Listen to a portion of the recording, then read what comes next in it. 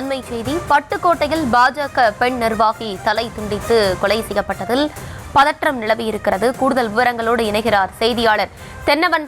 வணக்கம். விரிவான விவரங்கள் என்ன? வணக்கம்.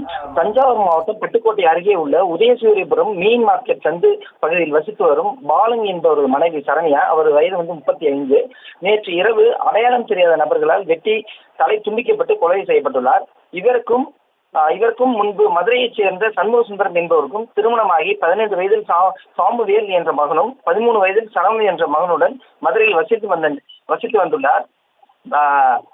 இந்நிலையில் கடந்த 2021 சண்முக சுந்தரம் என்பவர் இறந்துவிட்ட நிலையில் சரண்யா பட்டுக்கோட்டை தாலுகா கழுகப்புலிக்காடு கிராமத்தைச் சேர்ந்த பாலன் வயது 45 என்பவரை இரண்டாவது திருமணம் செய்து கொண்டு குடும்பத்துடன் உதயசூரியபுரத்தில் வாடகை வீட்டில் வசித்து வருகின்றார்.